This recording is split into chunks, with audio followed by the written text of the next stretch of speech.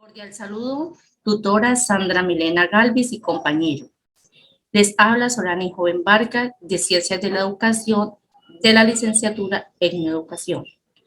Les voy a hablar de las corrientes de la educación de la pedagogía. Introducción, dice. Se dice que la pedagogía es el estudio del problema educativo, la reflexión y revisión científica del quehacer educativo, de sus diversas relaciones y temáticas. Como parte de los desarrollos y de las nuevas producciones de la pedagogía en general, se ha puesto a relieve la pedagogía crítica. Se llama pedagogía crítica porque se responde a varias visiones y corrientes teóricas sobre los aspectos sociales, culturales, políticos y educativos de la escuela, entendida desde 0 grado hasta la universidad. El hombre y la sociedad tales como, primero está con el movimiento neo-marxista, expuesto por Gramsci, Althusser y Pierre Pascal. La segunda son las contribuciones de Foucault y Lacan. La tercera, las teorías críticas orientadas por Habermas, filósofo alemán y principal exponente de la Escuela de Educación Filosófica, de Franz Kurz, inspirada en las teorías marxistas. La cuarta son los enfoques derivados de la escuela de Franz Kurz por Carr y Gammel. La quinta son las perspectivas teóricas, sociológicas y educativas del movimiento de la sociología de la educación, que nace paralelamente en Estados Unidos y la Gran Bretaña por la necesidad de profundizar en la complejidad de la educación como fenómeno social, representada por Henry Burroughs, Michel Aybol y Peter Clark. Y la sexta, que es el pensamiento latinoamericano desde la obra de Paulo Freire, educador de adultos, educador de popular, considerado el más importante pedagogo del siglo XX en América Latina, perteneciente a la más reciente corriente de educación para la democracia. En esas corrientes teóricas me tendré de forma muy sucinta en el pensamiento latinoamericano de Paulo Freire y su visión política de la educación. Este pedagogo es un representante muy importante en la pedagogía de la educación. Con él nace la revolución, con él nacen las inspiraciones de la educación, porque cada vez lo que se pretende es que la gente estudie, la gente sea innovadora, sea transformadora de sus contextos, de sus territorios, de sus pueblos, de sus ciudades, de sus mismos contextos donde vive. ¿Cómo es tan representativa este pedagogo para la educación de la democracia en las perspectivas latinoamericanas del siglo XX?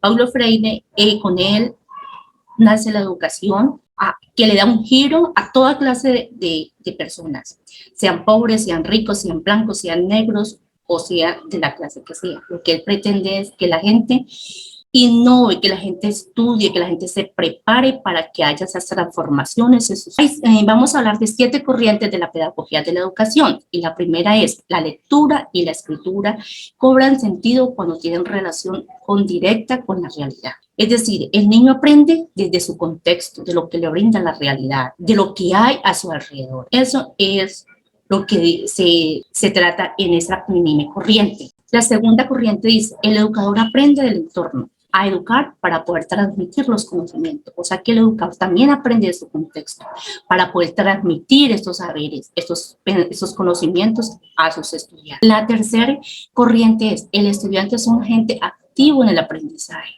No es un recipiente donde se le echa solamente contenidos y se llena y no hay nada en fruto de él, sino que es un agente activo que aprende a leer de forma crítica su entorno y de esta manera la transforma. El educador se convierte en un guía, en un mediador, en un orientador del aprendizaje para que el estudiante lo asimile. La cuarta corriente nos habla de la educación, que es una tarea política, entendida esta como una acción que busca la libertad y la igualdad. Si nosotros estudiamos, si nosotros conocemos, ayudamos y ponemos en marcha la transformación, es eso lo que nos piden a nosotros. Estudiar, prepararnos para formar en nuestros contextos nuevas ideologías, nuevos pensamientos, nuevos conocimientos y ser unas personas libres de y en igualdad. No es que por decimos que cada vez, como los pobres no vamos a surgir si nosotros nos lo proponemos por los obstáculos que se nos presenten. Si estudiamos, hay una transformación, hay innovaciones, hay cosas fructíferas de libertad, de igualdad en cada una de nuestras necesidades que se nos presentan. La quinta corriente nos habla de la educación que aparece como liberadora. Es entendida como la aceptación por parte de los pequeños grupos, sean indígenas, sean pobres, sean negros, los que cual sea su razón, que solo se acepta y se asume como mecanismo de cambio puede generar el cambio, la revolución, pero no beligerante, sino mental y social. Si nosotros estudiamos, conocemos, aprendemos y eso lo transmitimos a nuestros territorios, a nuestros contextos, a nuestra comunidad.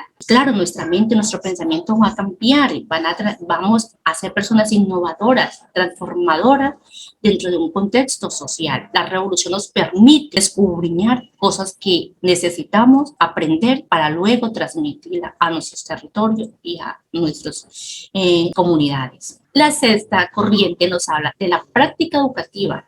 Es una investigación participativa. En ella está la acción, reflexión y acción. Esto quiere decir, en un cambio que tiene al cambio de transformar de la realidad, el educador, de manera especial, este último, hace una lectura íntegra del hombre y genera una solución práctica inspirada en su entorno de realidad concreta. La práctica nos enseña, nos ayuda a la acción, a la reflexión y a la acción. ¿Cómo yo doy ese conocimiento? ¿Cómo yo aprendo para luego formar a mis estudiantes, formar a mi comunidad? Si yo estudio, estoy ayudando a formar nuestros contextos, nuestros territorios, nuestros municipios, nuestra sociedad, del cual sea la razón de nuestros contextos. Entonces, la acción es lo que damos y reflexionamos para luego volver a una acción y volver a una práctica de solución, generando en ella aunque una realidad precisa, una realidad concreta de lo que se quiere. Las conclusiones se dicen: luego de abordar de forma muy breve los contenidos planteados, quedan claros los siguientes puntos. Primero, la educación se transforma desde la realidad. Esta es la verdadera revolución. Segundo, la educación enseña desde la realidad del educando. Tercero, el educando toma distancia de la realidad y hace una lectura crítica de la misma para generar el cambio pedagógico desde el entorno. Y la cuarta, el medio educativo a seguir es el diálogo crítico para reflexionar y ser transformadores de una realidad. Muchas gracias.